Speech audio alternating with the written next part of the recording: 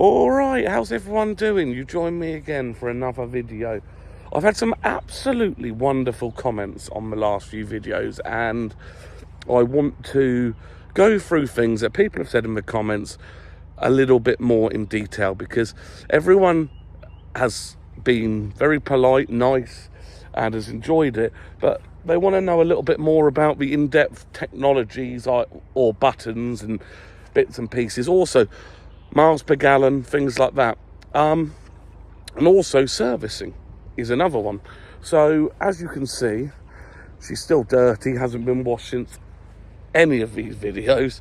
So what we'll do is just getting a bit grey, like it always is in England at the moment. What we'll do, flip the camera around, and we'll go through some bits and pieces that I think people want to hear. Okay, so let's go.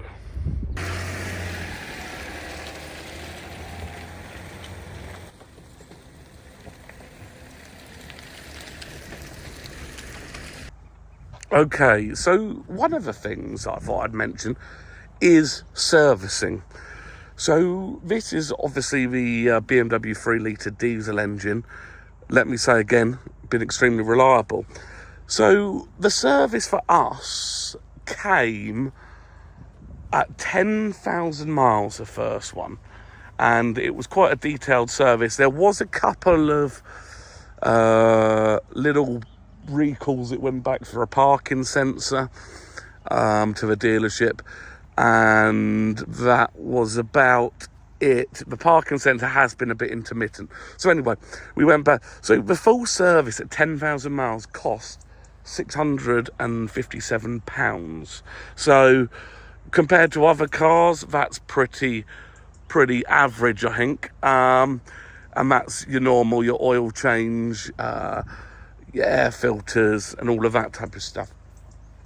It's due its next service now, and we did get a quote, and I believe it's actually £600. So amazingly, a service has actually got cheaper.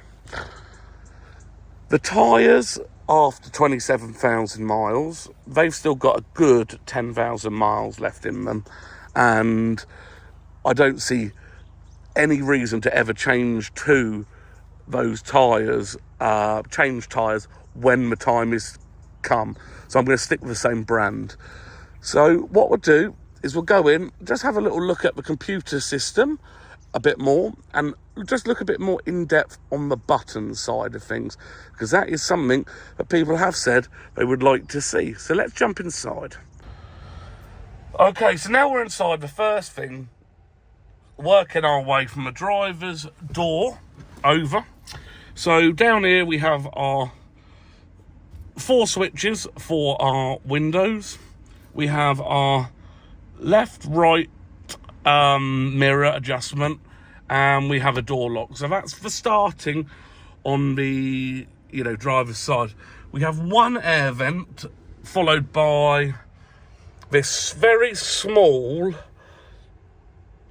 information screen. Now basically this is all your warning lights. The engine's not on, that's why they're on. So you have a very, very basic, and like I said before, from a driver's point of view, at night you have very, very little glare, okay, on this car. So then going through, now one of the weird or unique features of a Grenadier is you have your horn. So that's a big horn. But then you have this horn, and if I open the window, you'll hear it. It's a very, very quiet horn. And that horn is to let cyclists know you're there. Quite quirky, but, it works. So then going down here, you have your OK button. So when you're flicking through things, obviously to OK. You have your volume, you have your track changes. And then over this side of the steering wheel, you have your voice commands, you have cruise control, up, down, set, and you have cancel, okay? Then over from there, you go to the main entertainment. Now on this screen, you have all types of different things you can do. At the moment, you can see it saying one of the tyres is low, the mileage, the range, and that's it at the moment. So I believe, and what we're going to do is we go to menu, we hit home. So this is home. Service overdue, which is saying. Then we go down to the settings menu. Here we go. Let's go through this a second. And then what we're going to do is go to off-road. So in the off-road mode, you have 5 different things. So you have your altitude, temperature, pathfinder, statistics, and electrical. So if we go on to altitude, it's got these 2 gauges, and it tells you the pitch and the roll, your altitude, etc. The G-forces. So that's one part of that. Then you've got your tyre temperatures, gearbox temperature, oil temperature, and I guess that's diff case temperature. Then you can record where you're going. So like a thing. Tells you here your average speed, your average fuel, travel distance on your last drive, okay?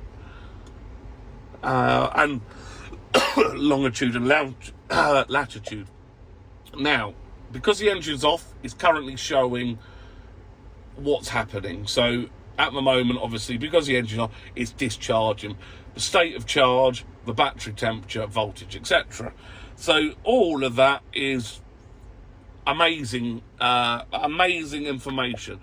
So then, if we go to temperature, you can manually go into each of those things. So I flick through them like this, but you can also manually do it one at a time. So then audio, let me just turn the volume down because YouTube gets funny. Pretty standard stuff. It's your DAB. So you flick across, you can save your radio stations, etc. Also, this is touchscreen. So device, obviously your phones, etc. As me and my dad. So there. So as you can see, the screen is functional, it's good, and it does what it needs to do, but it is not fancy at all, okay? It's not fancy at all. Coming down here, now we didn't spec the compass. I know you can, we personally didn't. So coming down here, you have your heated seats, you have your blower, you have auto climate control, so you have your temperature, you've got your different areas you want, feet, etc., windscreen. Then you've got this heated seat. Then you've got nice big buttons for heated front window, heated rear window. Then you've got these nice little metal trims that have the hazard light, a little bit like it's a emergency stop button or something. Then you've got your air conditioning, your recirculate, parking sensors on, off. Then you have your volume, and you can just hit straight away mute. And then obviously something which I personally love turning off, the stop start, because I hate stop start. That's just a personal thing. I don't know why they put it on cars. So from that point of view, that's there. So then we have this gear stick. Now, obviously, I've had BMWs in the past, so it's very normal, but it's obviously you click one way, drive, neutral, reverse, then you flick across and you can manually select, okay, and then park when you're done. This is your lock, so you have to be into neutral, and then you can move that to lock the differentials, etc. And then this here is basically an exact copy of what's up here. So if you look at the buttons there, that's those buttons there. So that is this bit here from the cockpit. Now, let's look at the roof. Okay, going up at the roof. So we start and we have 2 lights. And what I do like is they're proper buttons. You know, real proper buttons, okay? So we start off with the lights. Then we go over to the other light, which is the back ones, which as you can see, turns them all on. Then, if you want them to turn on with the doors, okay? We have traction control on, off. We have a hill descent mode. This is a funny place to put this, but this is actually the height of your lights. Then we have the middle lights, which I've showed you before, which is in another video. So if you haven't seen it, check out the lighting video. Then we have these two grills, which I guess is where the speakers are for this. And then we have the SOS button, which obviously calls, I think it's just the deal of it. It could be the police, I don't know. You have wading mode and you have off-road mode. So these are the other two bits of it. Then, which a lot of people like, is you've got these big auxiliary switches.